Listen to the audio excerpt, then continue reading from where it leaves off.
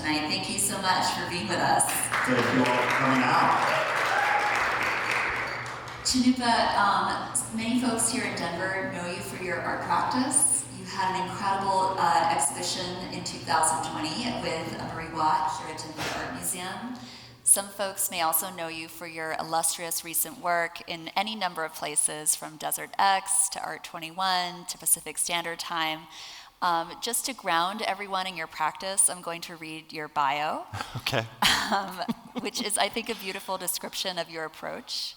And we're so excited to talk about your book tonight. Thank you. So, Cannupa Hanska Luger, Mandan Hidatsa Arikara Lakota, is an award-winning multidisciplinary artist and cultural innovator whose expansive practice introduces new methodologies, ideas, and speculative technologies rooted in Indigenous innovation. Through installation, performance, and community engagement, he uplifts cultural continuity, ecological repair, and collective care. His work is exhibited and collected internationally. Thank you. I was telling her earlier how weird it is to talk about yourself, like the cultural.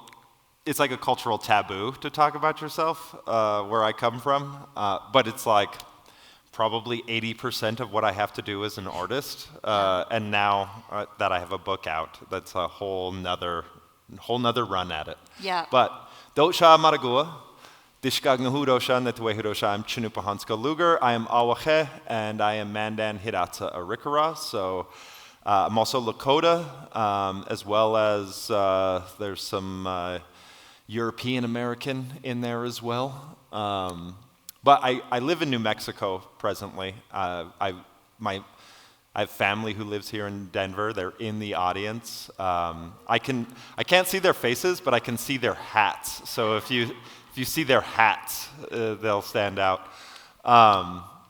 But I'm really happy to be here and be in conversation and talk about SURVIVA. Yeah, so this feels really special to be able to talk about a new publication you've produced.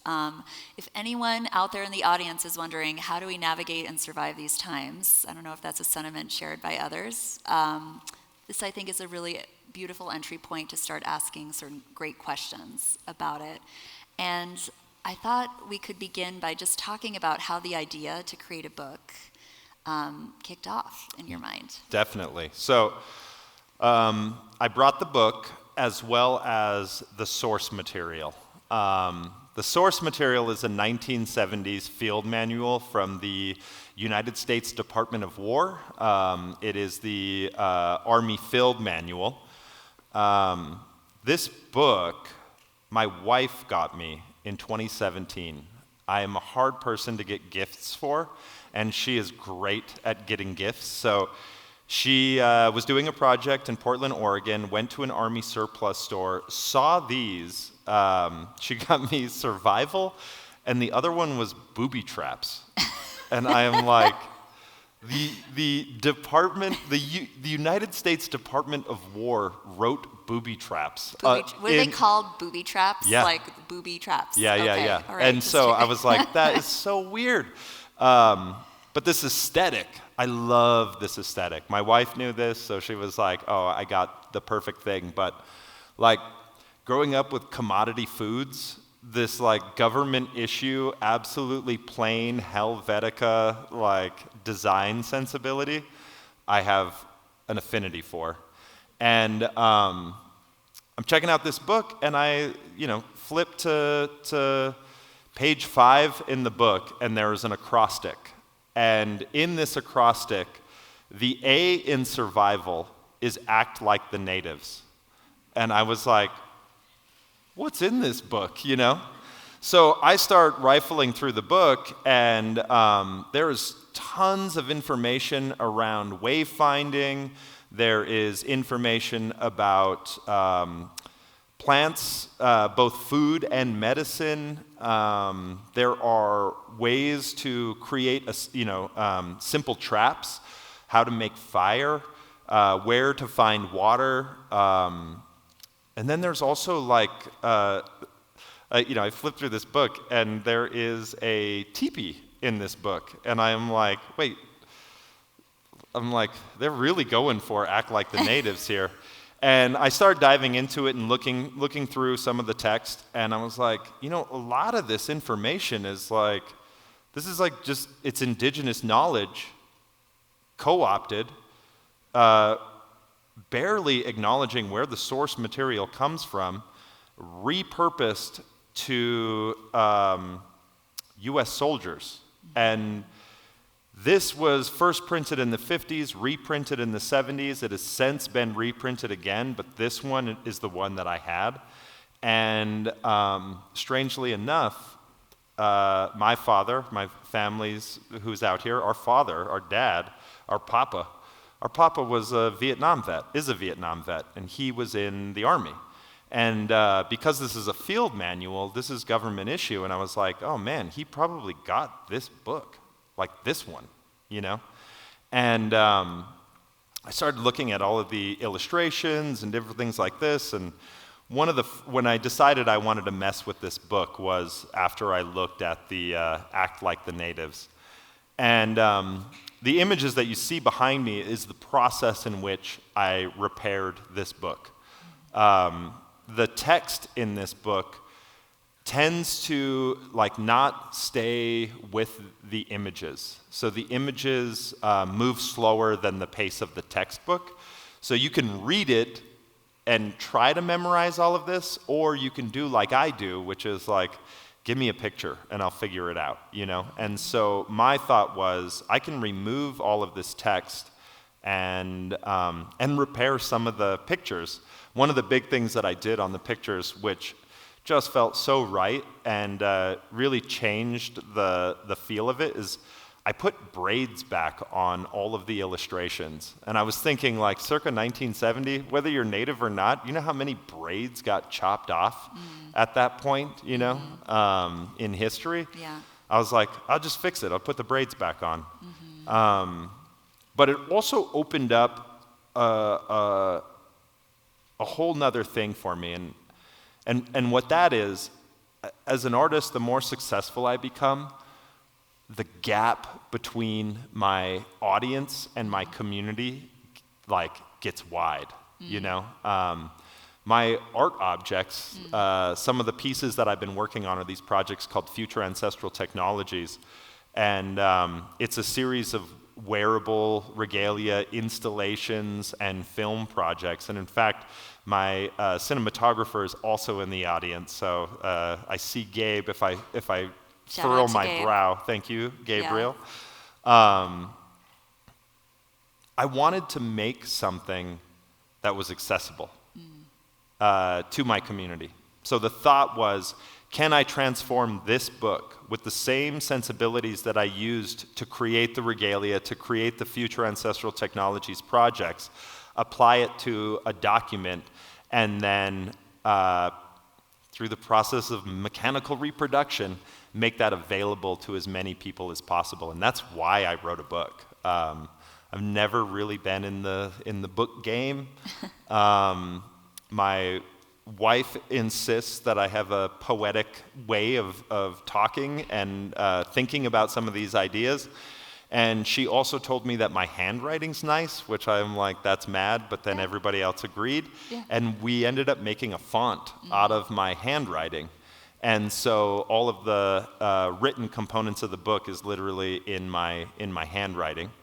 And it felt like a good way to turn this survival guide into an artifact from the future that is available now. So I imagine that the characters and the culture that survives in the future of Future Ancestral Technologies took this book and did this to this book to record the methodologies and the visuals that I'm trying to present in my speculative fiction world. And so that's how SURVIVA became.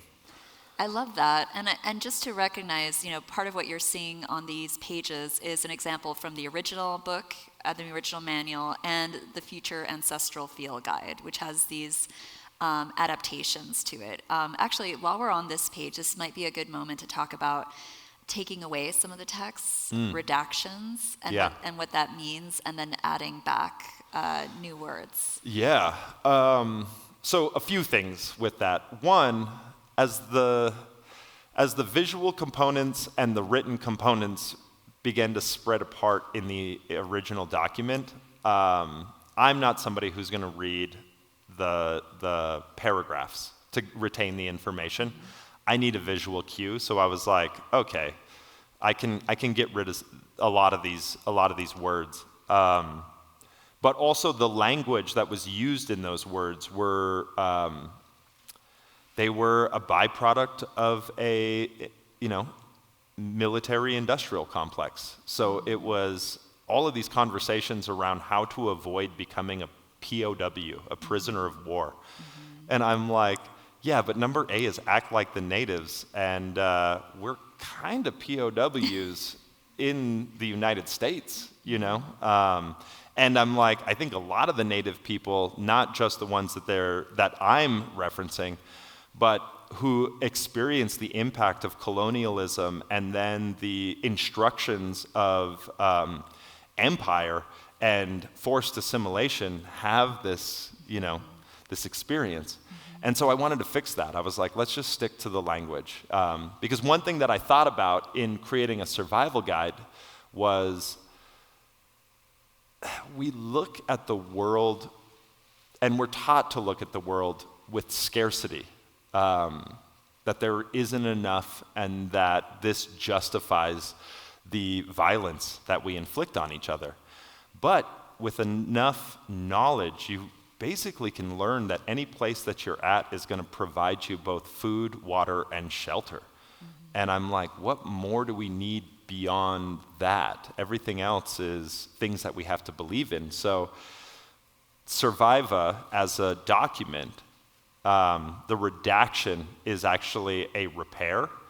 And I thought it was significant in this time to present this book now, because within the last 5-10 years, we have been collectively opening up the conversation of like critical race theory and conversations around the impact of generating this great and wonderful nation we live in. I went to public school like everybody else. There was a history lesson that you learned, and being indigenous to the Americas, I had contrary information to what was being fed to me, and it made me question. I was like, this isn't true. This is a story. It's a cute story, but it's not true. It made me question everything. I was like, okay, if this is history that they're talking about in this class, does the math actually work too? Like, what about the science, And so it generated this inquisitive aspect to make me verify, You're like, wait a second, what's true here? Yeah, what is true? What is true? What's reliable? Totally, but excuse me. We're all young at that time. And if they say so, it is so. And I think because I had contrary information, it allowed me to dig a little bit deeper. And right now, politically, we are looking to redact the efforts of critical race theory in our story, the story of the United States. And I feel like that is not allowing us to heal from the pain of becoming the country that we are, because we're not having honest conversations about our experiences. And the effort presently to remove any of that information that was originally omitted and has now actually come to light, we remember, we recall that there were deeper conversations around this. And now there is an effort to redact that information. And to me, I'm like, this is going to backfire. I'm like, you know what happens in a redaction? I'm like, I've looked at the UFO case files, all of those black lines are making me fill in those blanks with anything that I can imagine. And so there is a different power in omission and redaction. And I think redaction actually triggers inquiry and makes you ask these questions. And I'm like, oh, okay. So there is power in the removal of information. And I left little bits and pieces in the book. In fact, the first line has one of my favorite lifts from it. And literally after this line, I was like, anything else I put in here is bonus, because this first page seemed to somehow sum up the entire book, which is chapter 1, introduction, purpose and scope, your wits. This is a major lesson in survival. Remember that. I'm like, there we go. Everything else after that is like a little extra. Yeah, yeah, and I think it's just recognizing like censorship always has the reverse effect that the censor intends. Every time information is taken away, there's always this reversal of curiosity. Or it inspires curiosity as far as what is there. Sorry, of course I've been fine all day and now I have a tickle in my throat. Sorry. But I wanted to talk too about the figures that appear in the work, because they're directly inspired by your regalia. Yeah. And they appear throughout the piece.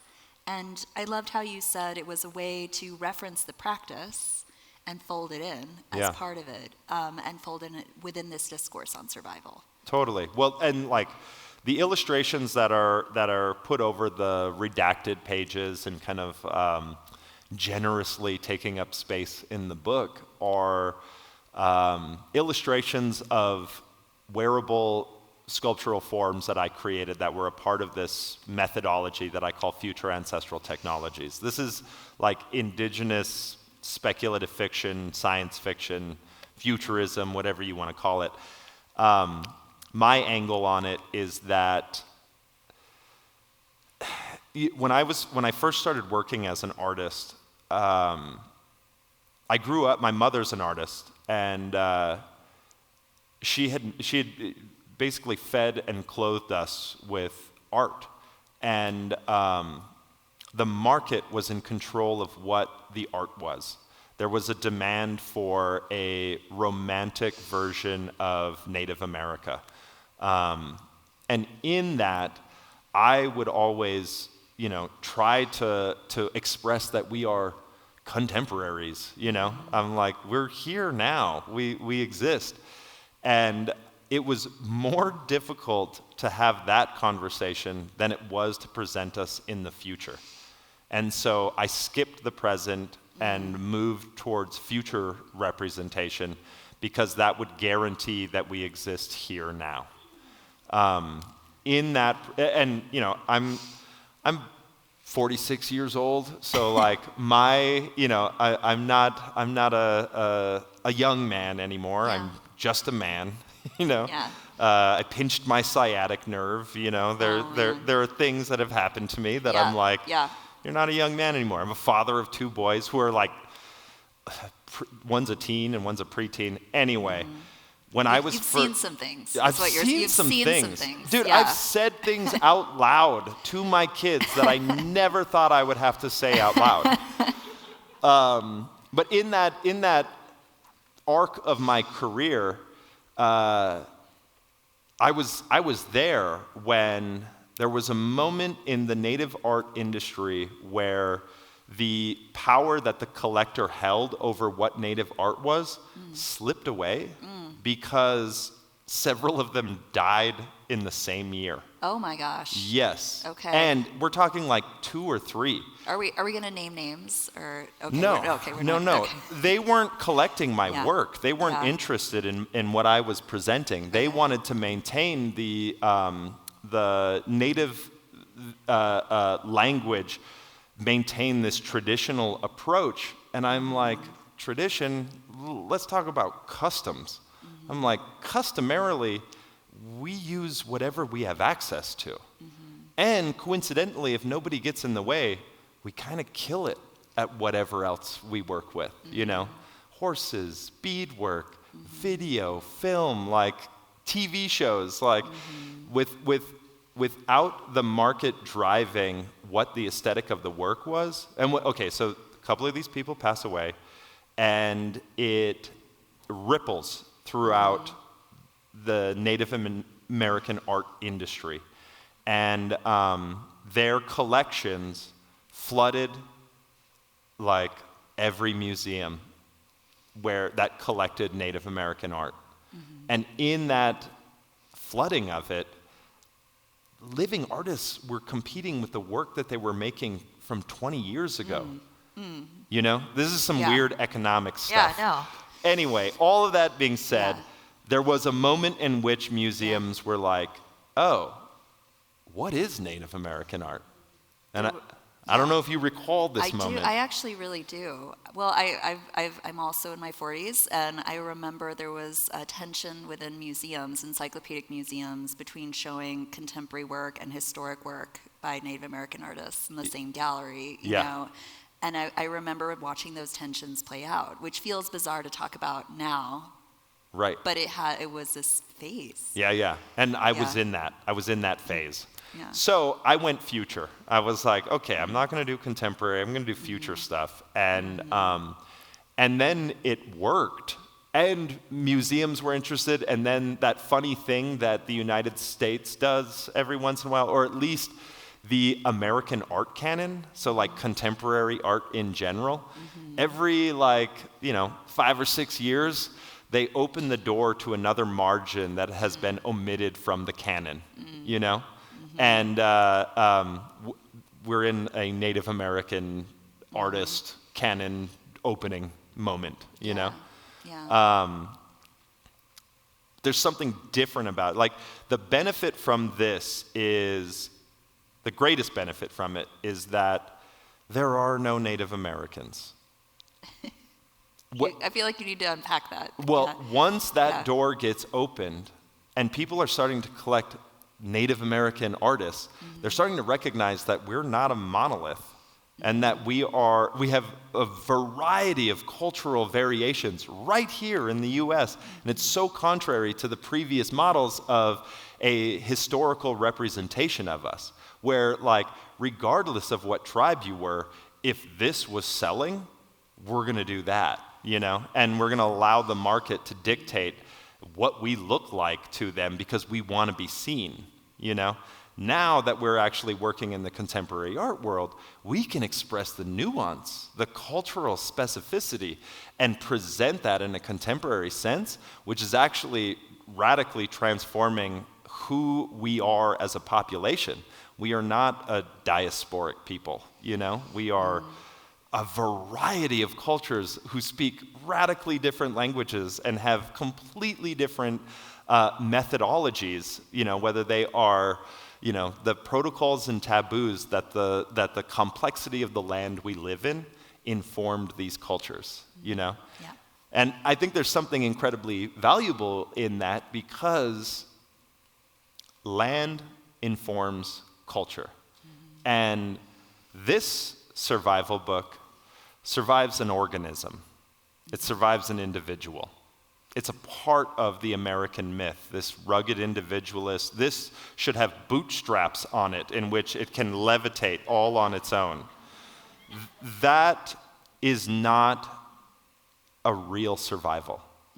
That is the survival of a singular thing, where outside of the context of the American myth, it's culture that survives the organism. And culture informs how the organism survives. So SURVIVA was an effort to take this survival guide and actually embed cultural survival as a major component to it, where it's like, you're gonna die from this. Like, the world is hard. It is abrasive. It grinds you down, and at the end, it eats you. Your contribution to how to survive, both, you know, methodologies around where to find water, how to build fire, what your homes should look like, what works best in the landscape that you come from, that survives the organism. That informs the next generation and the next and the next. And so creating a survival guide that is for the survivance of culture under incredible pressures, I think is a far more valuable way to move towards an honest conversation around what SURVIVA is. Yeah, I loved when you reminded me the survival rate of all humans is 0%. It's 0%. Yeah. 0 for, And on a longer timeline, it gets lower and lower. it all ends the same way. Yeah. And that's not just true for human Yeah. beings. That's almost everything. It's all things. It's all basically. things. Like even this incredible organism that is our planet, one day will be fucking consumed. Yeah. Yeah. Yeah. On that bright note, I want to get into like. No, I think it's actually really a great and healthy thing to talk about. So there's a flow to the book. Yeah. And one of the openers talks about how do you deal with painful presents, painful legacies. There's a phrase that recurs, how do you heal a wound that is still being cut? Yeah. Which on the one hand does speak to survival tactics, but also much broader concerns. Yeah, totally. Well, and I think,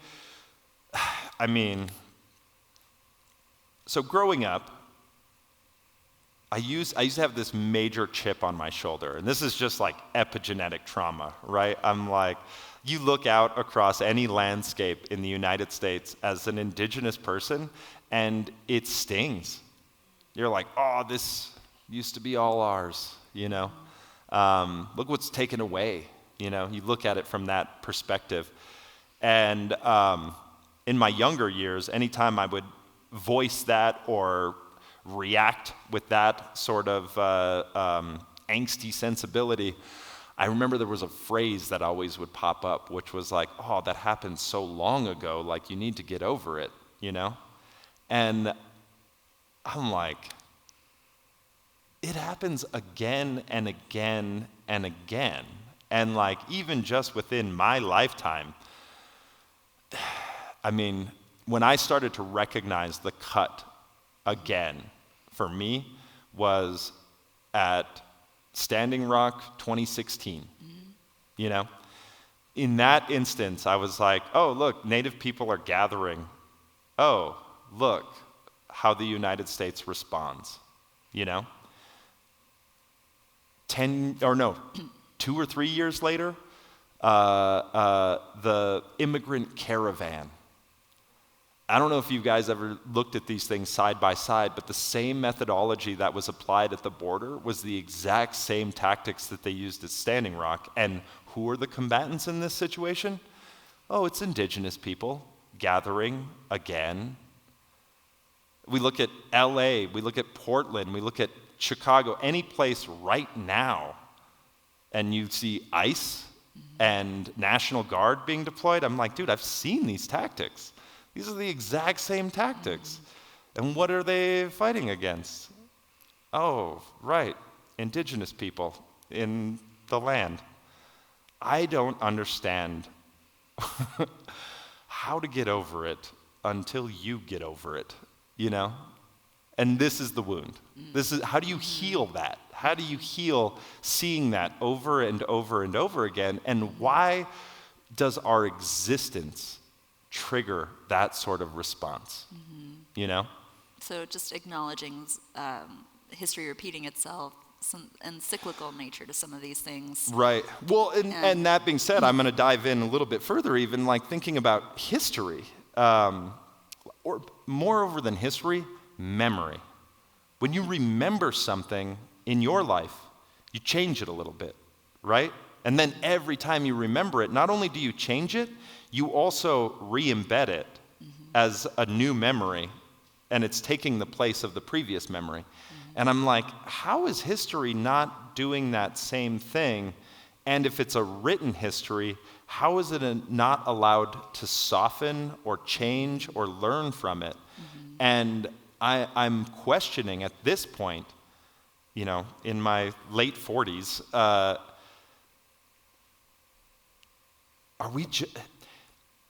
I was always taught in school that we learn about our history so that we don't repeat it. And I see it repeating over and over.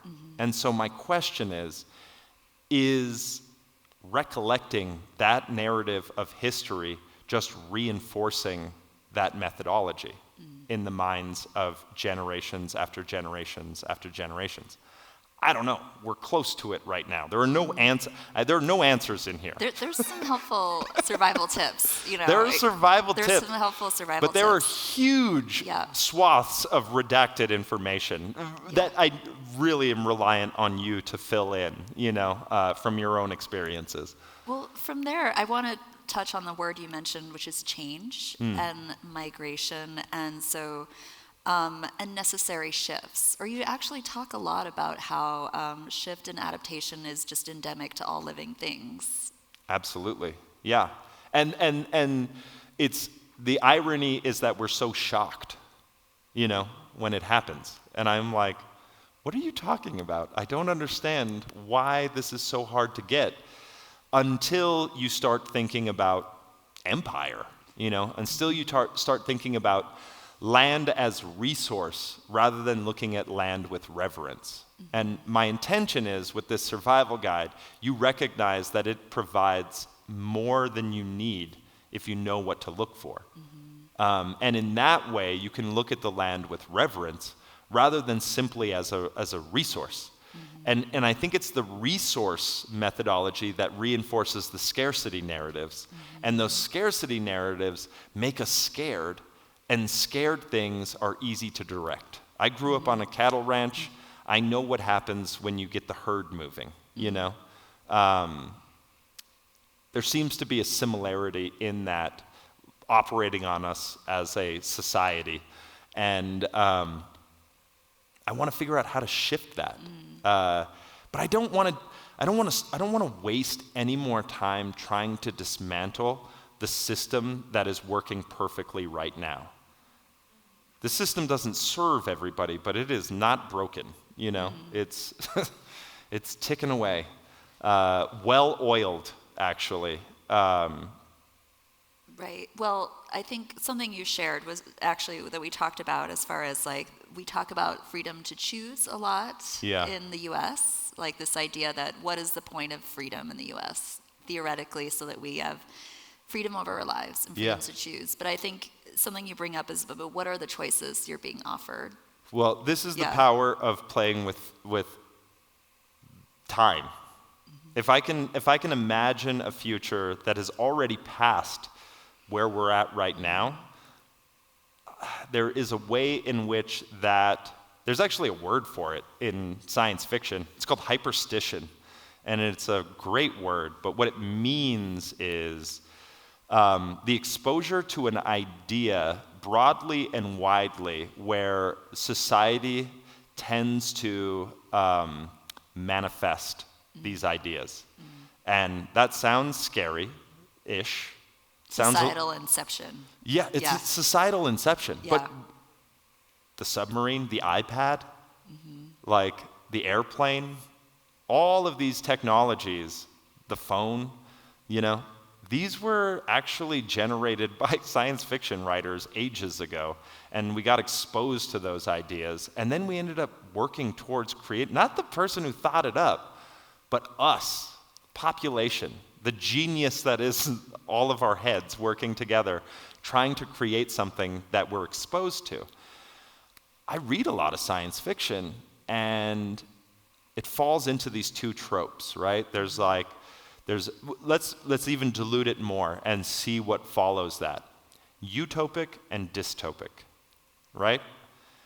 In most utopic narratives, it's a homogenized future. Think Star Trek, right?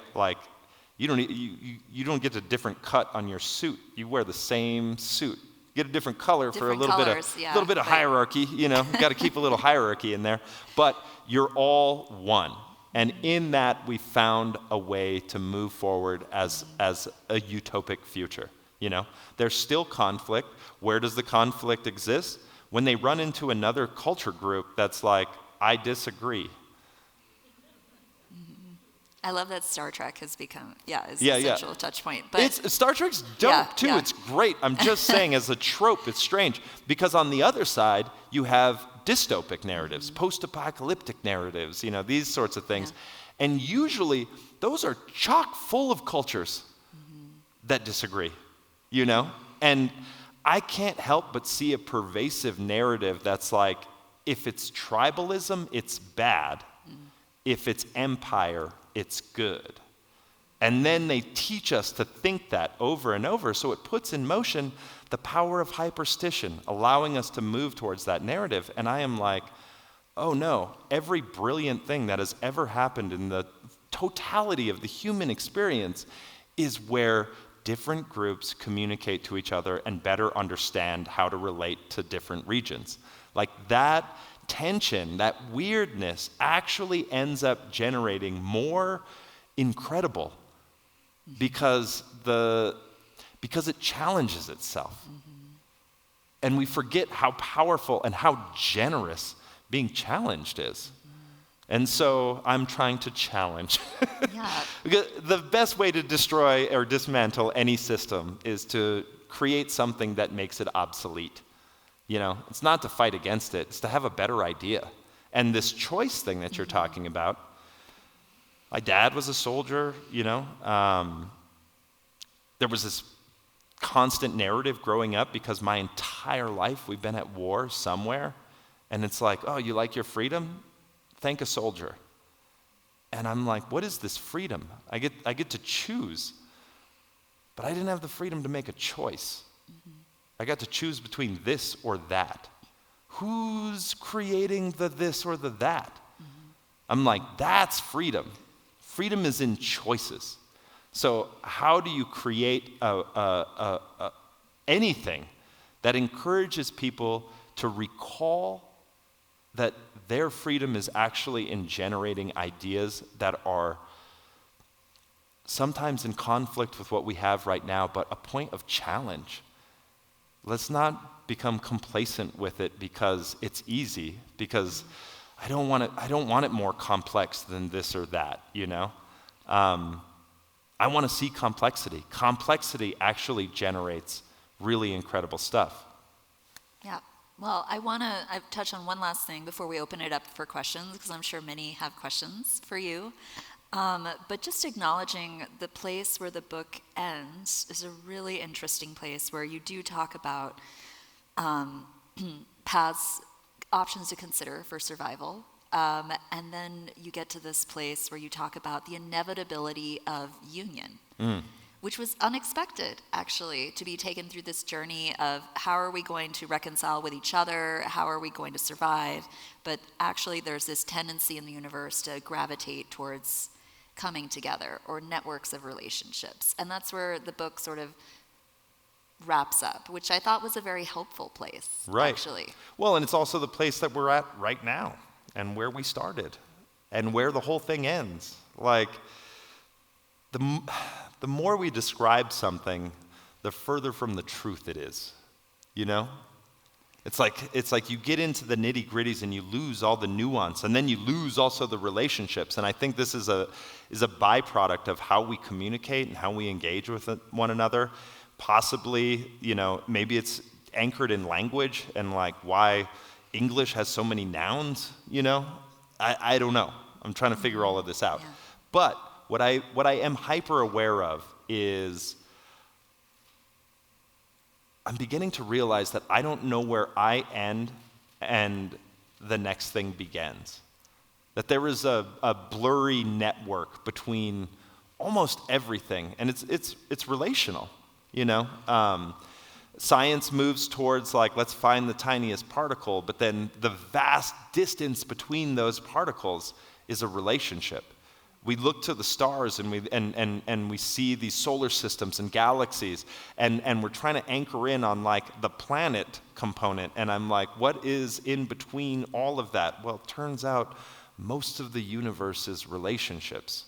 It's not the things, it's not the little things, it's how they interact with one another. So that relationship ends up describing everything else around it. There is a whole, the shape of me in the universe that describes me in totality. But I can't do it from in here. I really need everything else out there to clear up that picture and make it make sense. And so I feel as though with like great and continuous effort, division is possible. We can separate from one another, but we have to do it. We have to separate. We have to actively maintain division. But the inevitability is the universe loves some sort of network, some sort of union, some sort of relationship. And so reunion feels inevitable. Yeah, that's so antithetical, I think, to a lot of messaging out there right now, which is basically like, work hard to come together, bridge across the aisle. Oh my God, do nothing and realize that you and I are the same thing in a lot of ways, you know?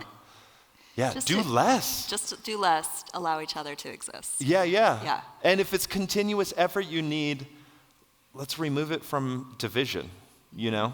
Let's encourage each other that we can use the same amount of capital and the same amount of technology and move towards a recognition of our complexity versus the division process. Awesome. All right. I love that as a pause. I would love to open it up to questions now. We have an incredible book, and also I want to mention that Cannupa has very generously agreed to sign copies of the book after this conversation. So I think this is a great opportunity if you have questions to ask them. My sisters can ask. I saw their hats move towards each other. I feel like they'll have the best questions. They'll have the best questions.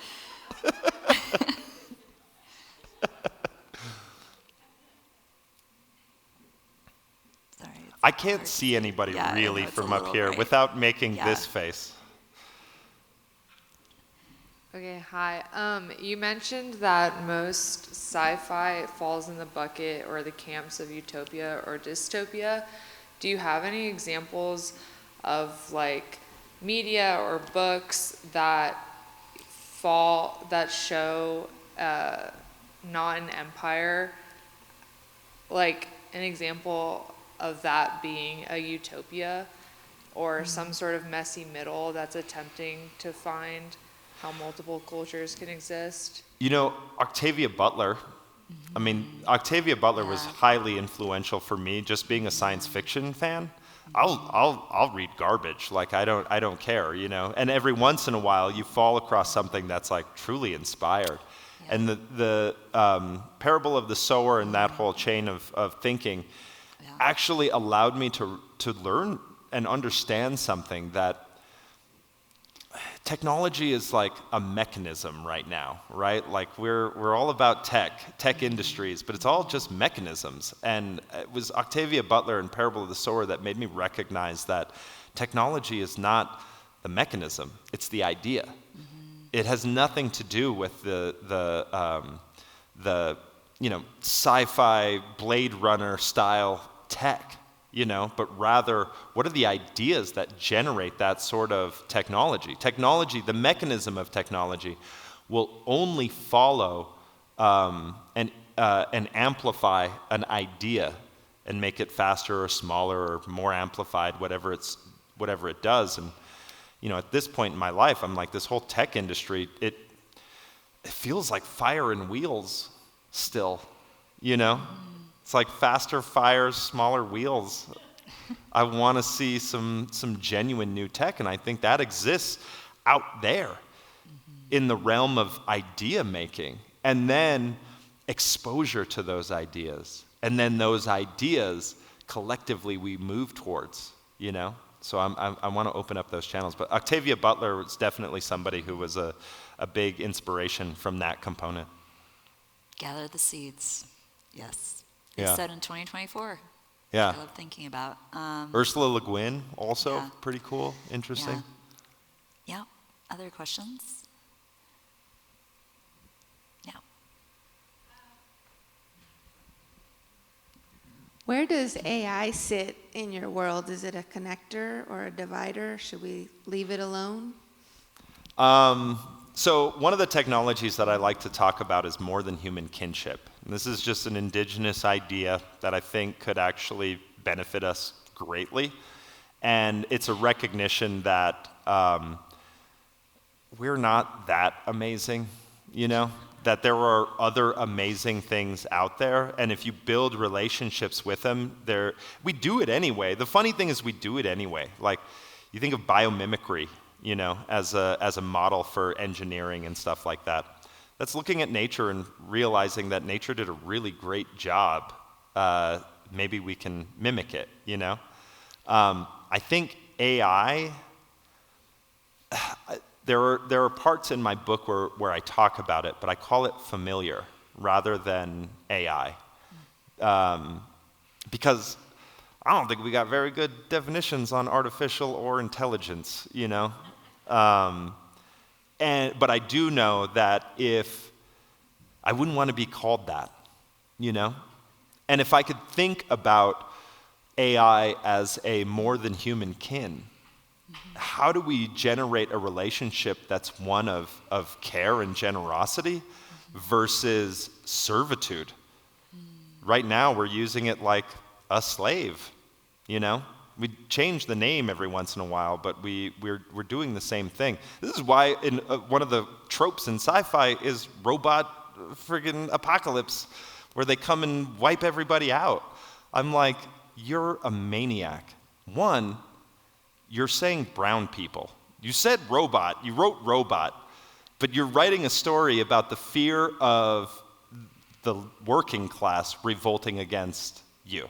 And so your response, it's the same story that's killing brown and black kids in the street.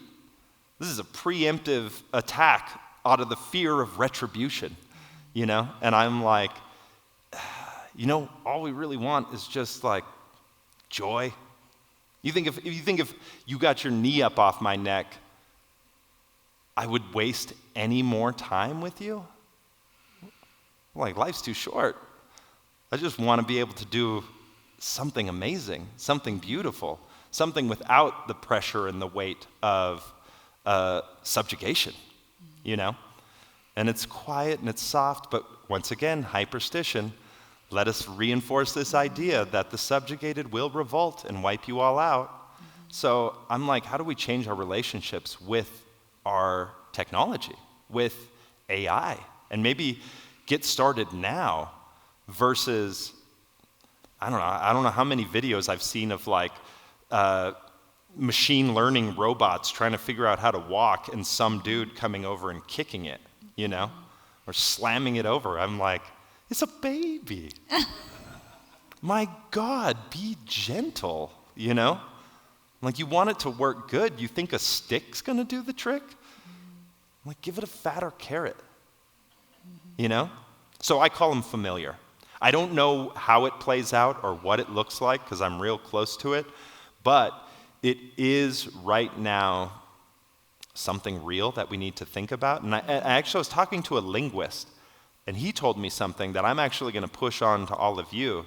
He said we're at this point in history right now where we are feeding AI one of two options that are going to affect communication far into the future.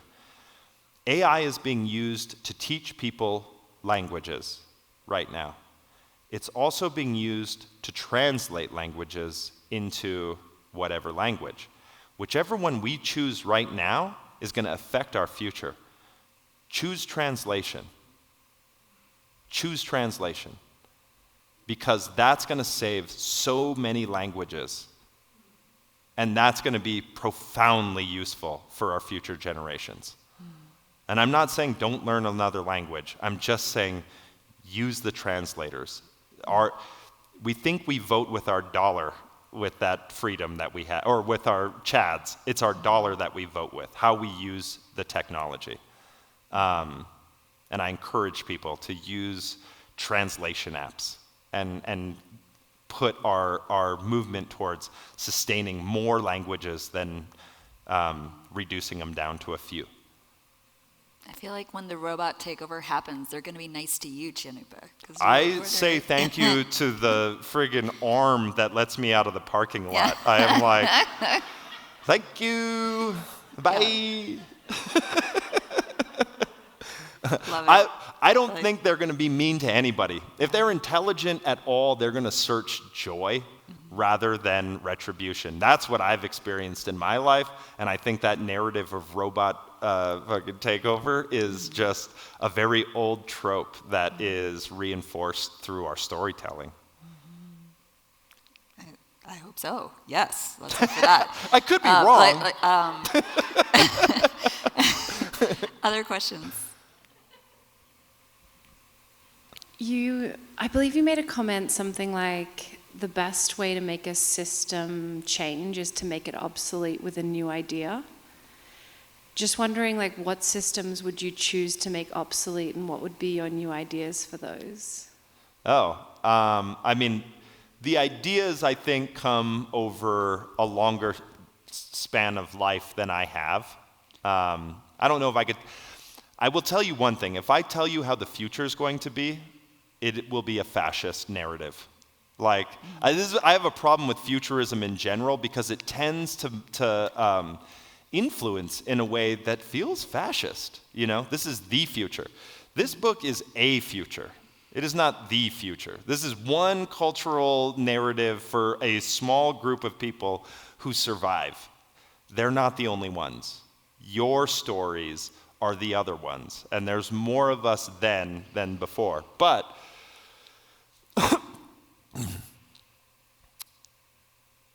individualism, I think, is incredibly toxic. And I think we're hyper-accelerating it right now. I've never done anything alone. This book was done by, this book was done by all of our parents who were forced to be a part of the military. They wrote this. And then their source material were ancestors from generations before. In this book, I start talking about time being funny. And I try to give an indigenous perspective on time, which is, it's not linear. It's spherical. It radiates in every direction, and we have access to it, and we can navigate it. That's hard to do at the individual level, you know? But I make sculptures, and they're virtually time machines. I'm pretty much convinced we don't have time machines because we already have time machines. And it's like anything that moves through time successfully, forward and back. Culture is a really great time machine. It allows me to access people who have died hundreds, thousands of years ago, apply it to my present, and recognize that I'm only borrowing this place from our future, you know? So I don't know what the system is that I would abolish. I mean, consumerism? Consumerism's pretty gross. I would love for us to figure out a different methodology for that. Even capital exchange, I'm down for some gift economy, you know? I'm like, I'll take care of you if you take care of somebody else who will take care of mine, you know? And then all of these sorts of ideas get consumed by other narratives. Like, is that socialism? Is that communism? You know, and I'm like, no, it's being decent. Can we figure out how to do less? Spend decency, you know? Yeah, I love that. I think one more question, if there's one.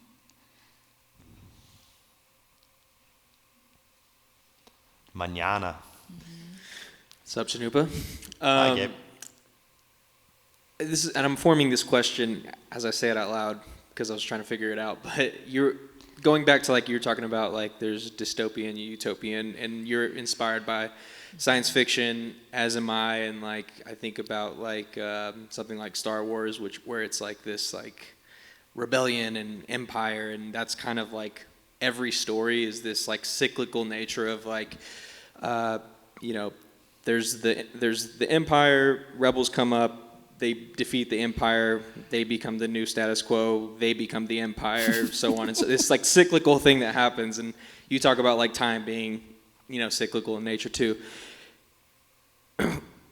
With future ancestral technologies as a concept, as a world build that you've been creating, does this exist? Do you picture it existing after those cycles, or is it still in the middle of those cycles? How do you see that? I mean, yes is the answer. I want a weird time with it, you know, like, just make time stranger. In fact, this is I imagined that Future Ancestral Technologies, there was somebody who was like, I got to write down these ideas, who's not me. It's somebody else in a future context who's like, okay, these are important things. I need to pass it on, you know? And so they found this book in the detritus of our present, and they were like, oh, it's full of words. Let me just make some space to get some of my ideas down on here. So they start with some charcoal or whatever, redacting all of this, creating space to generate new ideas over these other ones. All of the illustrations, they were done, like I've made all of the sculptures first. I don't do sketches as an individual artist, but I was like, this future guy, these are sketches for all of that stuff. So this is like somehow strangely a book that was written like post creation of the work, but is the sketchbook on all of that work, which is it just weirds time, you know? So when is it? I don't know. Like, too soon, not soon enough? Now? Then? Future? I'm interested in the fact that I am also not going to survive this, you know? Not the me. But how do these ideas actually, can I present an idea that I would love to inhabit and die trying towards that, you know? So I don't know when it is, but this is about time, so I guess it's about time, you know? It's about time we figure out when that is, when we choose. And maybe it's already happening. Like, that's the weirdness of time, right? It's a space-time continuum. We've separated these two. It's a part of that division, you know, that division effort. And I'm like, oh no, it's totally entangled. Radiate. It's not even cyclical. It's spherical. I'm like, there are people that will be influenced by you who are not your family, who are not your kin. You are going to help raise generations just by being. So, act accordingly. I love that. I love that as a directive to end on. Cannupa, we're so honored that you're here with us. It's incredibly generous for you to share this book with us. Please check it out, SURVIVA. Again, we'll have copies in the backs being signed by Cannupa himself. Thank you so much for being with us today. Thank you all. Thank you.